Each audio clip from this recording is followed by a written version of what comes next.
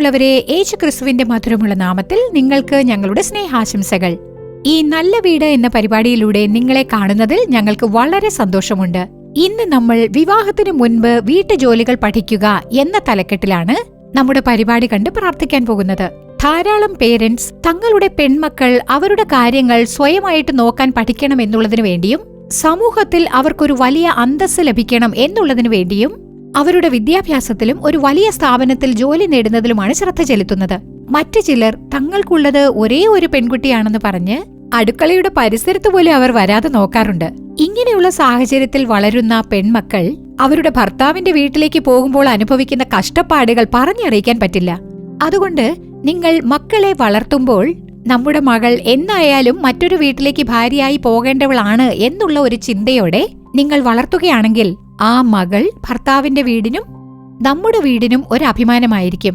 അതുകൊണ്ട് മാതാപിതാക്കൾ മക്കളെ വളർത്തുമ്പോൾ ഇത്തരം കാര്യങ്ങളെല്ലാം ശ്രദ്ധിച്ച് അവർക്ക് ഉപദേശങ്ങൾ നൽകി വീട്ടുജോലികളെല്ലാം പഠിപ്പിക്കുമ്പോഴാണ് കർത്താവ് ആ കുടുംബത്തെ കണ്ട് സന്തോഷിക്കുന്നത്.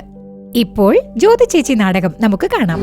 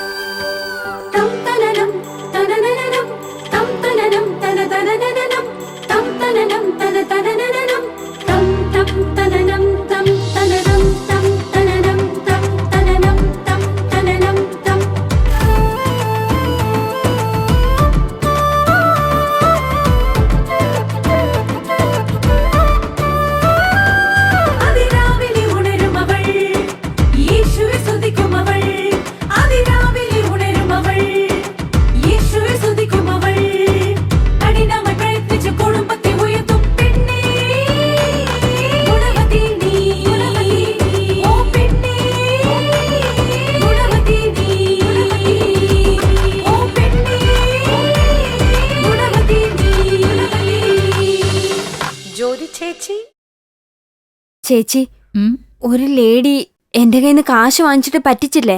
അതെ സുബി, അവര് വീണ്ടും രണ്ടുപേരെ കൂടെ പറ്റിച്ചെന്ന്. ആണോ സുബി? ചേച്ചി, ഞാൻ എങ്ങനെ ആ കാശ് തിരിച്ചു വാങ്ങും? അവരുടെ രീതിയൊക്കെ കാണുമ്പോ ആ കാശ് കിട്ടുന്നത് പോലെ തോന്നില്ല. നമുക്ക് വേറെ ഏതെങ്കിലും വഴി കൂടെ ശ്രമിച്ചു നോക്കിയാലോ? വേറെ വഴിന്ന് വെച്ചാ പോലീസിന്റെ അടുത്ത് തന്നെ പോണം. പോലീസോ? അയ്യോ, അതൊന്നും വേണ്ട ചേച്ചി. നമുക്ക് പ്രാർത്ഥിക്കാം ചേച്ചി. വിഷമിക്കാതിരിക്കും സുബി, നിന്റെ പണം എവിടെയും പോകില്ല, അത് തിരിച്ചു കിട്ടും. മേഴ്സി, നീ പോയി ചായ ഉണ്ടാക്കുമോളെ. ചായ ഞാനിട്ടാ നന്നായിരിക്കുമോ? അയ്യോ, ശരി, ഞാനിടുന്ന ചായ നന്നായിരിക്കോ ഇല്ലയോ? ഇനി എന്താ ചെയ്യുക?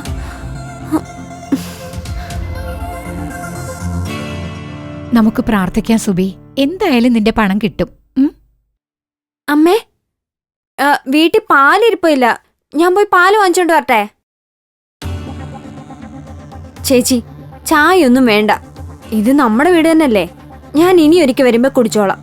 ഞാൻ വരട്ടെ? ശരി ശരി ചേച്ചി. മെർസി, ഞാൻ ഇറങ്ങുവാണേ. ശരി.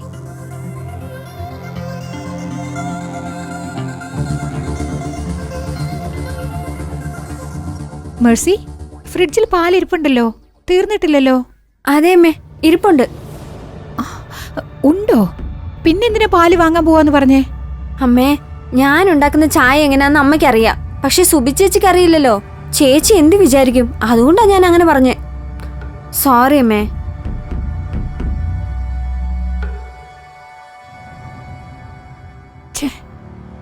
എത്ര വലിയ തെറ്റാ ഞാൻ ചെയ്തത്. എല്ലാ കാര്യങ്ങളും ഇവളെ പഠിപ്പിച്ചു, പക്ഷേ പാചകം എങ്ങനെ ചെയ്യണമെന്ന് മാത്രം ഇവളെ പഠിപ്പിക്കാൻ വിട്ടുപോയല്ലോ. ഒരു ചായ ഇടാൻ പോലും ഇവൾക്ക് അറിയില്ലല്ലോ. ഛേ,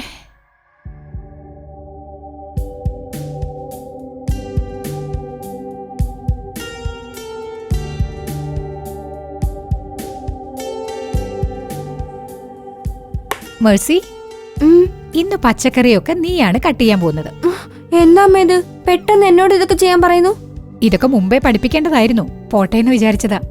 സാരമില്ല, നീ തന്നെ കട്ട് ചെയ്യാം.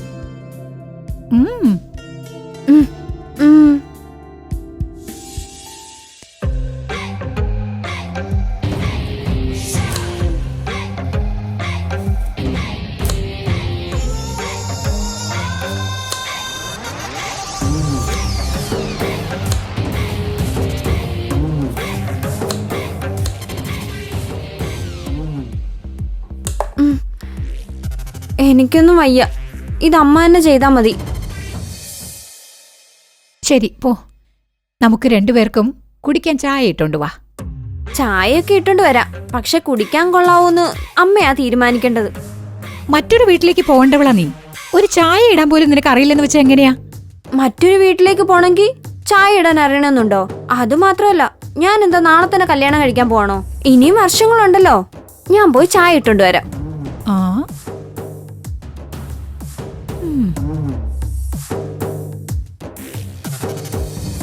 മേഴ്സി, ഇന്ന് നീ വേണം ഭക്ഷണം ഉണ്ടാക്കാൻ.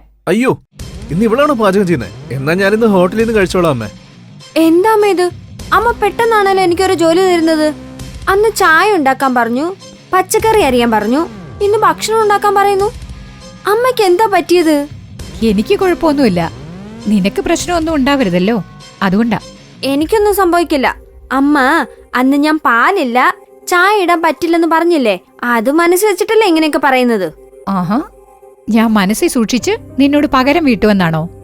എന്താ മേഴ്സി ഇങ്ങനെയൊക്കെ പറയുന്നത്? പിന്നെ എന്താ അമ്മേ, ഡെയിലി ആഹാരം ഉണ്ടാക്ക്, പാത്രം കഴുകു, വീട് തുടയ്ക്കാൻ എന്നൊക്കെ പറഞ്ഞ എന്തോ പകരം വീട്ടുന്നത് പോലെ ഉണ്ടല്ലോ. ഞാൻ പകരം വീട്ടുകല്ല മേഴ്സി, ശീലിപ്പിക്കുക. നാളെ നീ വേറൊരു വീട്ടിലേക്ക് പോയി കഷ്ടപ്പെടരുതല്ലോ. ഞാൻ എന്തിനാമ്മേ കഷ്ടപ്പെടുന്നത്? നിങ്ങളെല്ലാരും എന്നെ എങ്ങനെ നോക്കുന്നുവോ അതേപോലെ ഒരു വീട്ടിൽ കെട്ടിച്ചു വിട്ടാ മതി. അപ്പൊ അവര് എന്നെ നന്നായിട്ട് നോക്കിയോളൂ. അതിന് നീ ജീവിതകാലം മുഴുവൻ ഇവിടെ തന്നെ നിൽക്കേണ്ടി വരും. ഞാൻ നിന്നോടൊന്നും പറഞ്ഞില്ലല്ലോ. അതെ അതെ, നന്നായിട്ട് പാചകം ചെയ്യാൻ അറിയില്ല, പാചകടിക്ക് ഒരു കുറവുമില്ല. നീ ആവശ്യമില്ലാതെ സംസാരിക്കണ്ട. അയ്യോ, നിങ്ങൾ രണ്ടുപേരും ഒന്നും മിണ്ടാതിരിക്കുന്നുണ്ടോ? മേഴ്സി, ഞാൻ നിന്റെ നല്ലതിന് വേണ്ടിയാ പറയുന്നത്. നല്ലത് പറഞ്ഞാൽ അവക്ക് പിടിക്കൂലല്ലോ അമ്മേ. ഡാ, നീ ഒന്നും മിണ്ടാതിരിക്കടാ. അമ്മേ, ഞാൻ ഇവിടുന്ന് പോവാ. ഏയ് മേഴ്സി, മേഴ്സി! അയ്യോ, നീ എന്തിനാ ഇടയ്ക്ക് കയറി ഓരോന്ന് പറഞ്ഞേ? മെർസി, നിന്റെ അമ്മ നിന്റെ മനസ്സിനെ വിഷമിപ്പിക്കാൻ വേണ്ടി പറഞ്ഞതല്ല, നിന്റെ നല്ലതിന് വേണ്ടിയല്ലേ പറഞ്ഞത്. അതിന് ഞാൻ വീട്ടുജോലി പഠിച്ചാൽ മാത്രമേ പോകുന്ന ഇടത്തിൽ സന്തോഷമായിട്ട് ഇരിക്കാൻ പറ്റുള്ളൂ. മെർസി, എന്റെ കല്യാണം കഴിഞ്ഞ് ഞാൻ എന്റെ ഹസ്ബൻഡിന്റെ വീട്ടിലേക്ക് വന്നപ്പോ എല്ലാവർക്കും സന്തോഷമായിരുന്നു. പക്ഷേ എവിടെയാ പ്രശ്നം തുടങ്ങിയെന്നറിയോ? എന്റെ പാചകത്തിൽ നിന്നായിരുന്നു. അതേ മോളെ, എനിക്ക് ഭക്ഷണം ഉണ്ടാക്കാൻ അറിയില്ലായിരുന്നു. പറഞ്ഞു വന്ന ഒരു ചായ പോലും ഉണ്ടാക്കാൻ അറിയില്ലായിരുന്നു. ഞാനുണ്ടാക്കുന്ന സാമ്പാർ രസത്തിനേക്കാളും കഷ്ടമായിരുന്നു. എന്റെ ഭർത്താവിന്റെ വീട്ടിലുള്ളവർക്ക് ഇഷ്ടമുള്ള രീതിയിൽ എനിക്ക് ഭക്ഷണം ഉണ്ടാക്കാൻ കഴിഞ്ഞില്ല. ഞാൻ എന്തുണ്ടാക്കി കൊടുത്താലും നല്ലതാന്ന് പറഞ്ഞ് എന്റെ ഹസ്ബൻഡ് കഴിക്കുമായിരുന്നു. പക്ഷെ എന്റെ അമ്മായിയമ്മ കുറ്റം പറയാത്ത ദിവസങ്ങളെ ഉണ്ടായിരുന്നില്ല. അപ്പം ഞാൻ ഫീൽ ചെയ്യാൻ തുടങ്ങി, കല്യാണത്തിന് മുമ്പ് വീട്ടുജോലികളും ഭക്ഷണം ഉണ്ടാക്കുന്ന കാര്യങ്ങളും നന്നായി പഠിച്ചിരിക്കണമെന്ന്. അത് കാരണം ഉണ്ടായ പ്രശ്നങ്ങൾ ഇപ്പോഴും കുടുംബത്തിൽ നടന്നുകൊണ്ടേയിരിക്കുക. നിന്റെ ജീവിതത്തിൽ അങ്ങനെയൊന്നും സംഭവിക്കാതിരിക്കാനാണ് നിന്റെ അമ്മ ആഗ്രഹിക്കുന്നത്.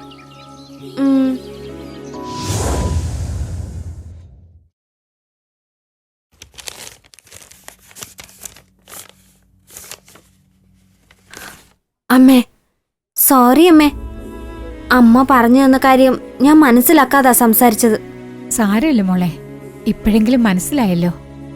മേഴ്സി, ഈ കാലത്ത് മിക്ക പെൺകുട്ടികൾക്കും ശരിക്ക് ഭക്ഷണം ഉണ്ടാക്കാനൊന്നും അറിയില്ല.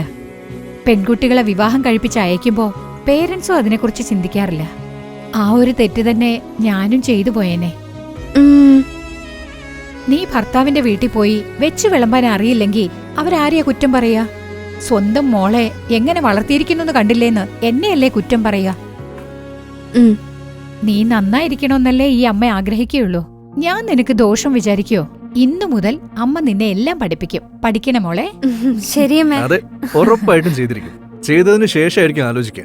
ഇവിടെ വിശ്വസിക്കാൻ അമ്മയ്ക്ക് എന്താ വട്ടുണ്ടോ? ആഹാ, വന്നല്ലോ ഉപദേശിക്കാനായിട്ട്. തുടങ്ങിയോ നിങ്ങള്? രണ്ടുപേരും എപ്പോ നോക്കിയാലും കീരിയും പാമ്പിനെ പോലെ വഴക്കിട്ടോണ്ടിരിക്കും.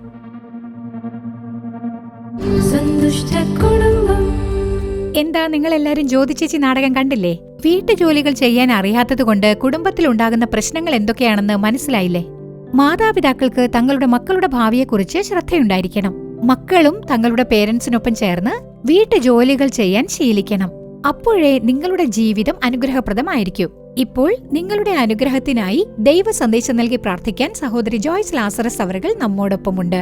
ദൈവ സന്ദേശം കേൾക്കുക, നിങ്ങളും അനുഗ്രഹങ്ങൾ സ്വന്തമാക്കുക.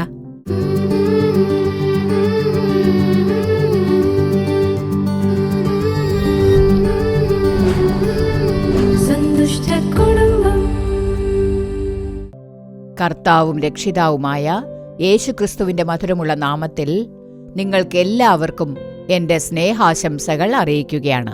ദൈവം ഇന്ന് നല്ല വീട് എന്ന ഈ പരിപാടിയിലൂടെ നിങ്ങളോട് സംസാരിച്ച് നിങ്ങളെ അനുഗ്രഹിക്കുമാറാകട്ടെ.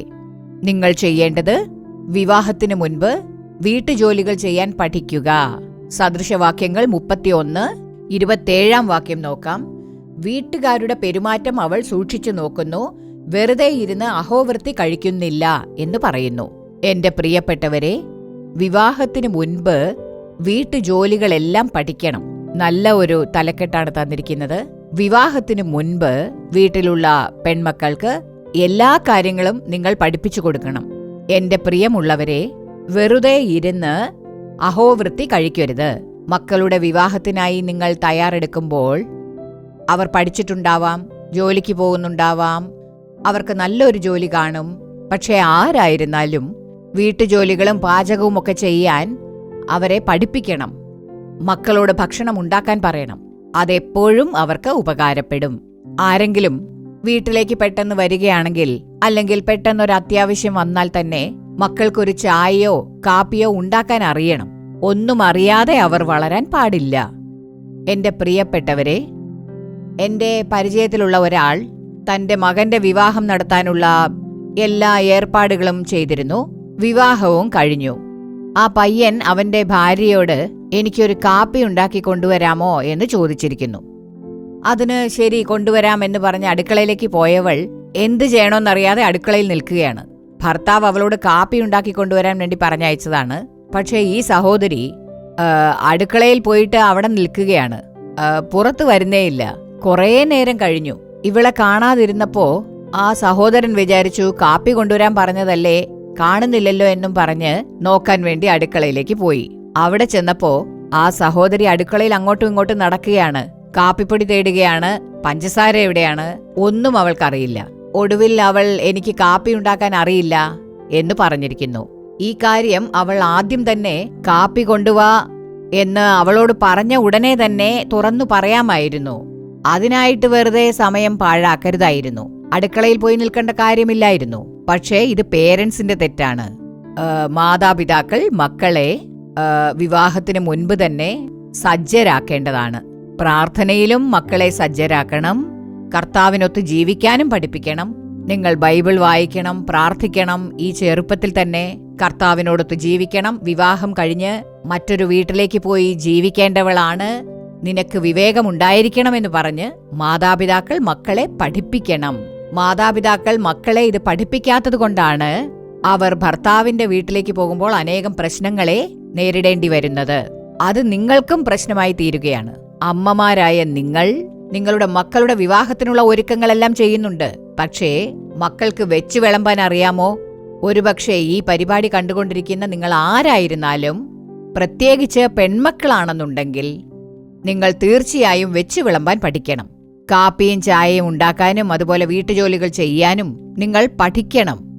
ഇല്ല, ഞങ്ങൾക്ക് അതിനൊന്നും സമയമില്ല, ജോലിക്ക് പോകണം, ഞങ്ങൾക്ക് ഒരു നല്ല ജോലിയുള്ളതാണ്, ഓഫീസിൽ പോയി ഞങ്ങൾ നല്ലവണ്ണം സമ്പാദിക്കുന്നുണ്ട് എന്നൊക്കെ ചിന്തിക്കുന്നുണ്ടാകാം. നാളെ നിങ്ങൾ ഭർത്താവിന്റെ വീട്ടിലേക്ക് പോകുമ്പോൾ ധാരാളം പ്രശ്നങ്ങളെ നേരിടേണ്ടി വരും. വെച്ചു വിളമ്പാൻ അറിയാമെങ്കിലേ കുടുംബം മുന്നോട്ട് പോവുകയുള്ളൂ. പ്രിയമുള്ളവരെ, ഞാൻ ഈ പറഞ്ഞത് വളരെ പ്രധാനപ്പെട്ടതാണ്. പാചകം അറിഞ്ഞിരിക്കണം. വിവാഹത്തിന് മുൻപ് തന്നെ മക്കളെ ഇത് പഠിപ്പിച്ചിരിക്കണം. ഞാൻ ഈയിടെ പത്രത്തിൽ വന്ന ഒരു വാർത്ത വായിച്ചത് പറയാം. അതായത് മാതാപിതാക്കൾ ഒരു പെൺകുട്ടിയുടെ വിവാഹം ഉറപ്പിച്ചു. അപ്പോൾ അമ്മ പറഞ്ഞു എന്ന്, മോളെ നീ എപ്പോ നോക്കിയാലും കയ്യിൽ ഒരു സെൽഫോണും വെച്ചുകൊണ്ട് അതിൽ തന്നെ നോക്കിക്കൊണ്ടിരിക്കുകയാണ്, സമയം കളയാണ്. നീ മറ്റൊരു വീട്ടിലേക്ക് പോകേണ്ടവളാണ്. അതുകൊണ്ട് പാചകം ചെയ്യാൻ പഠിക്ക്. അമ്മ ചെയ്യുന്നതൊക്കെ കണ്ട് നീയും അതുപോലെ പഠിക്കണം. ഞാൻ നിന്നെ പഠിപ്പിക്കാം, നീ പഠിക്കണമെന്ന് അമ്മ മകളോട് പറഞ്ഞിരിക്കുന്നു. ഞാൻ മൊബൈൽ ഫോൺ നോക്കുന്നതുകൊണ്ട് എന്താ പ്രശ്നം? ഞാൻ എപ്പോഴും മൊബൈൽ ഫോണിൽ കുത്തിക്കൊണ്ടിരിക്കുകയാണെന്ന് പറയുന്നു. എന്താ ഇങ്ങനെയൊക്കെ പറയുന്നതെന്ന് പറഞ്ഞ് അവൾക്ക് ദേഷ്യം വന്നു. എന്നിട്ട് അവൾ എന്ത് ചെയ്തെന്നോ, വിഷം മേടിച്ചു കുടിച്ച് ആത്മഹത്യ ചെയ്തു എന്ന് പത്രത്തിൽ കണ്ടു. മാതാപിതാക്കൾ പറയുന്നത് മക്കൾ എപ്പോഴും അനുസരിക്കണം. മാതാപിതാക്കളെ ബഹുമാനിക്കണം. മാതാപിതാക്കൾക്ക് നിങ്ങൾ കീഴടങ്ങുമ്പോഴാണ് നിങ്ങളുടെ കുടുംബ ജീവിതത്തിൽ അനുഗ്രഹമുണ്ടാകുക. നിങ്ങളുടെ അമ്മ നിങ്ങളുടെ നല്ലതിനല്ലേ പറഞ്ഞു തരുന്നത്? പാചകം പഠിക്കണം, വിവാഹം കഴിഞ്ഞു പോകേണ്ടവളാണ്, നീ വെറുതെ ഇങ്ങനെ മൊബൈൽ ഫോണും കുത്തി ഇരിക്കരുത്. എന്താണ് ഇത്ര നോക്കാനുള്ളത്? എപ്പോഴും അതിൽ നോക്കി ഇങ്ങനെ ഇരിക്കരുത് എന്നേ ആ അമ്മ പറഞ്ഞിട്ടുള്ളൂ. ഉടനെ ഇവൾക്ക് ദേഷ്യം വന്നു. അമ്മ എപ്പോ നോക്കിയാലും എന്നെ വെറുതെ ഇങ്ങനെ കുറ്റപ്പെടുത്തിക്കൊണ്ടേയിരിക്കുകയാണ്. ഇങ്ങനെ ജീവിക്കുന്നതിനേക്കാളും മരിക്കുന്നതാണ് ഭേദമെന്ന് പറഞ്ഞ് അവൾ വിഷമെടുത്തു കുടിച്ച് തന്റെ ജീവൻ വെടിയുകയാണ് ചെയ്തത്. എന്റെ പ്രിയപ്പെട്ടവരെ, ഈ ദേഷ്യത്തിന്റെ ആത്മാവ് നമുക്കുണ്ടായിരിക്കരുത്. നീരസത്തിന്റെ ആത്മാവ് അതൊന്നും ഉണ്ടായിരിക്കരുത്. മുതിർന്നവരുടെ വാക്കുകളെ, മാതാപിതാക്കളുടെ വാക്കുകളെ ബഹുമാനിക്കാൻ പഠിക്കണം. അങ്ങനെ നിങ്ങൾ ജീവിക്കുമ്പോൾ ദൈവം നിങ്ങളുടെ കുടുംബത്തെ അനുഗ്രഹിച്ച് നന്നായി വഴി നയിക്കും. യഹോവ പറയുന്നു, സദൃശവാക്യങ്ങൾ 6:6 മടിയ, ഉറുമ്പിന്റെ അടുക്കൽ ചെല്ലുക, അതിന്റെ വഴികളെ നോക്കി ബുദ്ധി പഠിക്ക. ഉറുമ്പിന്റെ അടുക്കൽ ചെല്ലുക, അതിന് നല്ല ചുറുചുറുക്കുണ്ട്, അതിനെ കണ്ട് ബുദ്ധി പഠിക്ക എന്ന് പറയുന്നു. സ്ത്രീകളായ നാം, വിവാഹത്തിനായി തയ്യാറെടുക്കുന്ന പെൺമക്കൾ മടിച്ചുകളായിരിക്കരുത്. ഉത്സാഹത്തിന്റെ ആത്മാവ് നിങ്ങളിൽ ഉണ്ടായിരിക്കണം. ചുറുചുറുക്കോടെ കാണപ്പെടണം. ഉറുമ്പിന് നല്ല ചുറുചുറുക്കാണ്. ചുറുചുറുക്കോടെ അവ തന്റെ ജോലികൾ ചെയ്യും. വേനൽക്കാലത്ത് തനിക്കുള്ള ആഹാരം ശേഖരിച്ചു വെക്കും. അത്രയ്ക്കും ബുദ്ധിയുള്ള എറുമ്പുകളാണ് അവ. അതുകൊണ്ട് കർത്താവ് പറയുന്നു, ഉറുമ്പിന്റെ അടുക്കൽ ചെല്ലുക, ബുദ്ധി പഠിക്ക എന്ന്. ചുറുചുറുക്കോടെ ഇരിക്കണം. ഒരിക്കലും മടിയനായിരിക്കരുത്. ചുറുചുറുക്കോടെ നിങ്ങളുടെ വീട്ടുജോലികളും അതുപോലെ മറ്റു കാര്യങ്ങളും ശ്രദ്ധയോടുകൂടി ചെയ്താൽ ഒരു സ്ത്രീ പ്രശംസിക്കപ്പെടും. അവളുടെ പ്രവൃത്തികളുടെ പ്രശംസിക്കപ്പെടുമെന്ന് സദൃശവാക്യങ്ങൾ 31 അധ്യായത്തിലെ അവസാന ഭാഗത്ത് നാം കാണുന്നുണ്ട്. ജ്ഞാനമുള്ള ഒരു സ്ത്രീയായി, കുടുംബകാര്യങ്ങൾ നോക്കുന്ന സ്ത്രീയായി നാം കാണപ്പെടേണ്ടതാണ്. അതുപോലെ തന്നെ സദൃശവാക്യങ്ങൾ 6, 10, 11 പറഞ്ഞിരിക്കുന്നത് പോലെ നിങ്ങൾ ഒരിക്കലും മടി പിടിച്ചിരിക്കരുത്. എപ്പോഴും ഉറങ്ങിക്കൊണ്ടേയിരുന്നാൽ വീട്ടിൽ അനുഗ്രഹത്തിന് പകരമായി ദാരിദ്ര്യം വരും എന്ന് വചനം പറയുന്നുണ്ട്. എന്റെ പ്രിയമുള്ളവരെ, അനേകം വീടുകളിൽ കണ്ടിട്ടുണ്ട്, സ്ത്രീകൾ എപ്പോ നോക്കിയാലും ഉറങ്ങിക്കൊണ്ടിരിക്കും. അവരങ്ങനെ ആകുമ്പോൾ കുടുംബവും ഉറങ്ങിപ്പോകും. കുടുംബത്തിൽ ശാപമുണ്ടാകും. അതാണ് ഈ വചനം പറയുന്നത്. പെൺകുട്ടികൾ ചുറുചുറുക്കോടെ കാണപ്പെടണം. ബുദ്ധിപരമായി വീട്ടുകാര്യങ്ങളെല്ലാം നോക്കണം. വളരെ ശ്രദ്ധയോടുകൂടി വേണം ജീവിക്കുവാൻ. സ്വബോധത്തോടുകൂടി വേണം പെരുമാറുവാൻ. ഒരിക്കലും മടി പിടിച്ചിരിക്കരുത്. ഒരിക്കൽ ഒരു സഹോദരൻ തന്റെ ഭാര്യയെയും കൂട്ടിക്കൊണ്ട് എന്നെ കാണാനായി വന്നിരുന്നു. ഞാൻ അവരോട്, നിങ്ങൾ എന്ത് കാര്യത്തിന് വേണ്ടിയാണ് എന്നെ കാണാനായി വന്നിരിക്കുന്നത് എന്ന് ചോദിച്ചപ്പോൾ ആ സഹോദരൻ കരഞ്ഞു. എന്റെ മനോദുഃഖം ഞാൻ ആരോടാണ് ചെന്ന് പറയുക എന്ന് പറഞ്ഞ് ആ സഹോദരൻ എന്റെ അടുക്കൽ ഒരുപാട് കരഞ്ഞു.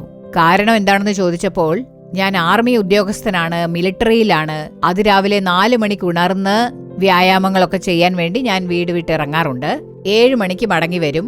7 മണി വരെ ഇവൾ ഉറക്കമായിരിക്കും. അത് കഴിയുമ്പോൾ എനിക്ക് രാവിലത്തേക്കുള്ള ഭക്ഷണം വേണം. അത് കഴിഞ്ഞ് ഞാൻ മിലിറ്ററിയിലെ ജോലിക്ക് പോയിട്ട് ഉച്ചയ്ക്ക് വരും. ഊണ് കഴിക്കണം. ഊണ് കഴിഞ്ഞിട്ട് ഞാൻ ഉച്ചയ്ക്ക് ഒരു അല്പനേരം കിടന്നുറങ്ങും. എന്റെ ഭാര്യയും അപ്പോൾ കിടന്നുറങ്ങും. ഞാൻ 5 മണിക്ക് ഉണർന്ന് എന്റെ ജോലിക്ക് പോകും. എന്റെ ഭാര്യ അപ്പോഴും നല്ല ഉറക്കത്തിലായിരിക്കും. വീടിന്റെ ഒരു കാര്യവും നോക്കാറേയില്ല. ഇതുപോലെ എന്റെ ജീവിതം പോയിക്കൊണ്ടിരുന്നാൽ എങ്ങനെയെന്ന് പറഞ്ഞ് ആ സഹോദരൻ എന്റെ അടുത്ത് കരഞ്ഞുകൊണ്ട് പറഞ്ഞു. ആ സമയത്ത് ഞാൻ ഭാര്യയോട് ചോദിച്ചു, നിങ്ങൾ ബൈബിൾ വായിക്കാറില്ലേ? പ്രാർത്ഥിക്കാറൊന്നുമില്ലേ? രാവിലെ ഉണരേണ്ടതല്ലേ? വീട്ടിലെ കാര്യങ്ങളൊക്കെ നിങ്ങളല്ലേ നോക്കേണ്ടത് എന്ന് ചോദിച്ചപ്പോൾ മിണ്ടാതെ ഇരിക്കുകയാണ്. ഒന്നും പറയുന്നില്ല. ആ സഹോദരി ഒന്നും മിണ്ടാതെ ഇങ്ങനെ ഇരിക്കുകയാണ്. ദൈവത്തിന് ഇങ്ങനെയുള്ള കുടുംബങ്ങളിൽ പ്രവർത്തിക്കാൻ പറ്റില്ല. അവൻ ചെയ്യില്ല. നാം കർത്താവിന് പ്രഥമ സ്ഥാനം കൊടുത്ത് നാം കർത്താവിന്റെ മക്കളായി ജീവിച്ച് അതിരാവിലെ തന്നെ ഉണർന്ന് വേദപുസ്തകം വായിച്ച് പ്രാർത്ഥിച്ച് ആ ദിവസത്തേക്കുള്ള കൃപ കർത്താവിൽ നിന്നും സ്വീകരിച്ച് കുടുംബത്തെ മുന്നോട്ട് കൊണ്ടുപോകുമ്പോൾ ദൈവം നമ്മുടെ കുടുംബങ്ങളെ അനുഗ്രഹിക്കും. അതുപോലെ തന്നെ വേദപുസ്തകത്തിൽ റിബേക്കായെക്കുറിച്ച് പറയുന്നുണ്ട്. ഉൽപ്പത്തി പുസ്തകം 24 അധ്യായം 18, 19 വചനങ്ങൾ നിങ്ങൾ വായിച്ചു നോക്കിയാൽ റിബേക്ക തന്റെ അടുത്തേക്ക് വന്ന എലേസ്യർ കുടിക്കാൻ വെള്ളം ചോദിച്ചപ്പോൾ കുടിക്ക എന്ന് അവൾ പറഞ്ഞ് അയാൾക്ക് കുടിക്കാനായി വെള്ളം കൊടുത്തു. അപ്പോഴൊക്കെ അവർക്ക് കുടിക്കാൻ വെള്ളം വേണമെങ്കിൽ കിണറ്റിൽ നിന്നും കോരി എടുത്തുകൊണ്ട് വന്നാലേ ഉള്ളൂ. അങ്ങനത്തെ ഒരു അവസ്ഥയാണ്. അത് ബുദ്ധിമുട്ടുള്ള കാര്യം തന്നെയാണ്. പക്ഷേ റിബേക്ക ചുറുചുറുക്കുള്ളവൾ ആയിരുന്നതിനാൽ അവൾ അയാൾക്ക് കുടിക്കാനുള്ള വെള്ളം കൊടുത്തു. യജമാനനെ കുടിക്ക എന്ന് പറഞ്ഞ ശേഷം, ഞാൻ നിന്റെ ഒട്ടകങ്ങൾക്കും കുടിക്കാൻ കൊടുക്കാമെന്ന് പറഞ്ഞു. ഒട്ടകങ്ങൾ ധാരാളം വെള്ളം കുടിക്കും. ആ ഒട്ടകങ്ങൾക്കും കോരിക്കൊടുക്കാമെന്ന് പറഞ്ഞു. അവൾ ചുറുചുറുക്കോടെ കാര്യങ്ങളെല്ലാം ചെയ്തു എന്ന് വേദപുസ്തകത്തിൽ നാം കാണുന്നു. എന്റെ പ്രിയപ്പെട്ടവരെ, റിബേക്ക നല്ല ചുറുചുറുക്കുള്ള പെൺകുട്ടിയായിരുന്നതിനാൽ ഇസഹാക്കിനെ കർത്താവ് അവൾക്ക് ഭർത്താവായി കൊടുത്ത് അവളുടെ വിവാഹമെല്ലാം ഭംഗിയായി നടത്തി. ദൈവം കുടുംബങ്ങളെ അനുഗ്രഹിച്ചു. കുടുംബത്തിൽ സന്തോഷവും സമാധാനവും ഉണ്ടായി. എന്റെ പ്രിയമുള്ളവരെ, ഒരുപക്ഷെ നിങ്ങളിപ്പോൾ മടിയന്മാരായി ജീവിക്കുകയായിരിക്കാം. ചുറുചുറുക്കില്ലാത്ത ഒരു അവസ്ഥയായിരിക്കാം. വീട്ടുകാര്യങ്ങളൊക്കെ എങ്ങനെ നടക്കുന്നു എന്ന് ശ്രദ്ധിക്കാതെ ഇരിക്കുകയായിരിക്കാം. അല്ലെങ്കിൽ ഭക്ഷണം വെച്ച് വിളമ്പാനൊന്നും അറിയില്ലായിരിക്കാം. നിങ്ങൾ വീട്ടിൽ തന്നെ ആയിരിക്കാം, പക്ഷെ ജോലിയൊന്നും ചെയ്യുന്നുണ്ടാവില്ല. നിങ്ങൾ ഒരിക്കലും അങ്ങനെ ഇരിക്കാൻ പാടില്ല. എന്റെ പ്രിയമുള്ളവരെ, വിവാഹത്തിനു മുൻപ് നിങ്ങൾ നന്നായി പാചകം ചെയ്യാൻ പഠിക്കണം, വീട്ടുജോലികൾ പഠിക്കണം. നിങ്ങൾ മറ്റൊരു കുടുംബത്തിലേക്ക് പോകേണ്ടവളാണ്. ആ വീട്ടിലുള്ള എല്ലാവരുടെയും കാര്യങ്ങൾ നിങ്ങൾ നോക്കണം. എല്ലാവരെയും സ്നേഹത്തോടെ പരിചരിക്കണം. എല്ലാവർക്കും വേണ്ടതുപോലെ ഭക്ഷണം ഉണ്ടാക്കണം. അതേപോലെ തന്നെ വിരുന്നുകാരെയൊക്കെ സൽക്കരിക്കണം. ഈ ഒരു സൽസ്വഭാവം നിങ്ങളുടെ ഉള്ളിൽ ഉള്ളപ്പോൾ ദൈവം നിങ്ങളുടെ കുടുംബങ്ങളെ അനുഗ്രഹിക്കും. നിങ്ങളുടെ വ്യക്തിപരമായ ജീവിതത്തെ അനുഗ്രഹിക്കും. നിങ്ങളുടെ കുടുംബ ജീവിതത്തിൽ വൻ കാര്യങ്ങൾ ചെയ്യും. നമുക്കിപ്പോൾ പ്രാർത്ഥിക്കാം. യേശുവേ, അങ്ങേക്ക് നന്ദി അർപ്പിക്കുന്നു കർത്താവേ. ഈ പരിപാടി കണ്ടുകൊണ്ടിരിക്കുന്ന മക്കളോട് അങ്ങ് സംസാരിക്കുകയാണ് കർത്താവേ. യേശുവേ, ഇതാ ഇവർ തങ്ങളുടെ പെൺമക്കളെ ഭക്ഷണം പാകം ചെയ്യാനൊന്നും പഠിപ്പിച്ചിട്ടില്ല എന്നുള്ള തെറ്റു മനസ്സിലാക്കി പെൺമക്കൾക്ക് ഭക്ഷണം വെക്കാനും വിളമ്പാനും ഒക്കെ പഠിപ്പിക്കട്ടെ കർത്താവേ. കർത്താവേ, ചുറുചുറുക്കുള്ള മക്കളായി ഇവരെ മാറ്റണമേ കർത്താവേ. ഇവരൊരിക്കലും മടി പിടിച്ചിരിക്കാതെ കർത്താവേ, അങ്ങയെ വിളിച്ചപേക്ഷിക്കുവാനും അങ്ങേക്ക് പ്രഥമസ്ഥാനം നൽകാനും അങ്ങയെ മുൻനിർത്തി കാര്യങ്ങൾ ചെയ്യാനും പരിശുദ്ധാത്മാവ് കൃപ നൽകുവാനായി പ്രാർത്ഥിക്കുകയാണ് കർത്താവേ. വിവാഹത്തിനായി ഒരുങ്ങുന്ന ഈ മക്കൾക്ക് യോജിച്ച ആലോചനകൾ കൊണ്ടുവന്ന് കാര്യങ്ങൾ ഭംഗിയായി നടത്തണമേ. അനുഗ്രഹത്തിനുള്ള തടസ്സങ്ങളെല്ലാം യേശുവിന്റെ നാമത്തിൽ വിട്ടൊഴിഞ്ഞു പോകട്ടെ. ദുഷ്ടനായ പിശാച് ഇവരുടെ ജീവിതത്തിൽ ഒരിക്കലും കൈകടത്താതിരിക്കട്ടെ. അവന്റെ പ്രവൃത്തികൾ നശിച്ചു പോകട്ടെ. കർത്താവേ, അങ്ങ് തടസ്സങ്ങളെല്ലാം മാറ്റിക്കൊടുത്ത് ഈ മക്കൾക്കൊരു അത്ഭുതം ചെയ്യണമേ. കർത്താവേ, കുടുംബങ്ങളെ അനുഗ്രഹിക്കുന്ന ദൈവമല്ലേ അങ്ങ്? ഈ കുടുംബങ്ങളെ അനുഗ്രഹിക്കണമേ, കാത്തുകൊള്ളണമേ. തനിക്കൊരു ജീവിത പങ്കാളി ഇല്ലല്ലോ, തനിക്കൊരു ഭർത്താവില്ലല്ലോ എന്ന് മാനസികമായി വിഷമം അനുഭവിച്ചു കൊണ്ടിരിക്കുന്ന ഈ മക്കളെ അങ്ങ് നോക്കേണമേ. ഇവരുടെ വിവാഹ കാര്യങ്ങൾ നടത്തിക്കൊടുക്കേണമേ. അനുഗ്രഹത്തിന്റെ എല്ലാ തടസ്സങ്ങളും മാറട്ടെ. കർത്താവെ, അത്ഭുതങ്ങൾ ചെയ്ത് അങ്ങയുടെ മക്കളെ അനുഗ്രഹിക്കണമേ. കർത്താവെ, അങ്ങയെ മുൻനിർത്തി ഓരോ കാര്യങ്ങളും ചെയ്യുമ്പോൾ ഇവർ ലജ്ജിച്ചു പോകാത്ത വിധം ഇവരെ അനുഗ്രഹിക്കണമേ. കർത്താവെ, അങ്ങയുടെ ഈ മക്കളിലൂടെ മക്കൾ പോകുന്ന കുടുംബങ്ങളിലെല്ലാം അങ്ങയുടെ അനുഗ്രഹവും അങ്ങയുടെ സമാധാനവും ഉണ്ടാകട്ടെ. കർത്താവെ, അങ്ങയുടെ ഈ മക്കളിലൂടെ കുടുംബങ്ങൾ അനുഗ്രഹിക്കപ്പെടട്ടെ. കർത്താവ് നന്മകൾ ചെയ്യുമെന്ന് പറഞ്ഞതുപോലെ നന്മ നിറഞ്ഞ കാര്യങ്ങൾ അരുളി ചെയ്ത് കുടുംബങ്ങളെ സന്തോഷിപ്പിക്കണമേ. അങ്ങയുടെ നാമം ഈ കുടുംബങ്ങളിൽ മഹത്വപ്പെടട്ടെ കർത്താവേ. വിവാഹത്തിനു വേണ്ടി തയ്യാറെടുക്കുന്ന എല്ലാ മക്കളുടെ മേലും അങ്ങയുടെ അടിപ്പിണരുകളുള്ള കരം വെക്കണമേ. ഇവരെ വഴി നയിക്കണേ കർത്താവേ. അങ്ങ് ഇവരെ അനുഗ്രഹിക്കുന്നതിനായി നന്ദി അർപ്പിക്കുന്നു. യേശുവിന്റെ നാമത്തിൽ പ്രാർത്ഥിക്കുകയാണ് നല്ല പിതാവേ. ആമേൻ, ആമേൻ. എന്റെ പ്രിയമുള്ളവരെ, ഇന്ന് ഈ പരിപാടിയിലൂടെ ദൈവം നിങ്ങളോട് സംസാരിച്ചിട്ടുണ്ടാകുമെന്ന് ഞാൻ വിശ്വസിക്കുന്നു. പെൺമക്കളെയെല്ലാം നിങ്ങൾ പഠിപ്പിക്കുന്നുണ്ട്, അവർ ജോലിക്ക് പോകുന്നുണ്ട്, ബിസിനസ് ചെയ്യുന്നുണ്ട്. എങ്കിലും അവരുടെ വിവാഹത്തിനായി തീരുമാനിക്കുമ്പോൾ പാചകവും വീട്ടുജോലികളും പഠിക്കാൻ മക്കളെ നിങ്ങൾ പ്രോത്സാഹിപ്പിക്കണം. മക്കളും അത് പഠിക്കട്ടെ. അവർ വിവാഹം കഴിഞ്ഞു പോകുന്ന കുടുംബങ്ങളിൽ ചുറുചുറുക്കോടെ നിന്ന് കാര്യങ്ങളെല്ലാം ചെയ്തു തീർക്കാൻ പരിശുദ്ധാത്മാവ് കൃപ നൽകി വഴി നയിക്കട്ടെ. ആമേൻ, ആമേൻ. പ്രിയമുള്ളവരെ, ഇന്നത്തെ പരിപാടി നിങ്ങൾക്ക് അനുഗ്രഹപ്രദമായിരുന്നിരിക്കും എന്ന് ഞങ്ങൾ വിശ്വസിക്കുന്നു. നിങ്ങൾക്ക് ലഭിച്ച നന്മകളെക്കുറിച്ച് ഞങ്ങളെ അറിയിക്കാൻ മറക്കരുത്. നിങ്ങളുടെ പ്രാർത്ഥനാക്കുറിപ്പുകൾ ഇമെയിലിലൂടെയോ കത്തുകളിലൂടെയോ ഞങ്ങളെ അറിയിക്കുക. നിങ്ങൾക്കായി പ്രാർത്ഥിക്കാനും ഉപദേശങ്ങൾ നൽകാനും സഹോദരൻ മോഹൻ സി ലാസറസ് അവர்களுം ദൈവ ശുശ്രൂഷകരും ഞങ്ങളോടൊപ്പമുണ്ട്. നാളെ ശനിയാഴ്ച ഇടിവിൽ നിന്നുള്ള ഉപവാസ പ്രാർത്ഥന ദൈവത്തിന്റെ കൂടാരത്തിൽ വെച്ച് നടക്കുന്നതാണ്. ഈ പ്രാർത്ഥനയിൽ കുടുംബത്തോടെ പങ്കെടുക്കുക. കർത്താവ് തീർച്ചയായും നമ്മുടെ രാജ്യത്തും കുടുംബത്തും വലിയൊരു മാറ്റം കൽപ്പിച്ചരുളും. അതുപോലെ തന്നെ വരുവിൻ പ്രാർത്ഥിക്കാം എന്ന പരിപാടി തത്സമയ സംപ്രേഷണം കുടുംബത്തോടെ കാണുക. വീണ്ടും അടുത്തയാഴ്ച ഇതേ സമയം ഇതേ പരിപാടിയിലൂടെ കാണാം. അതുവരെ ദൈവകൃപ നിങ്ങളോടൊത്തുണ്ടാകുമാറാകട്ടെ. For further details and prayer support, contact Jesus Redeems Ministries, Nalamavadi, Thoothukudi District, 628-211. Our phone number 04639 353535. info@jesusredeems.org. Our website www.jesusredeems.com. God bless you.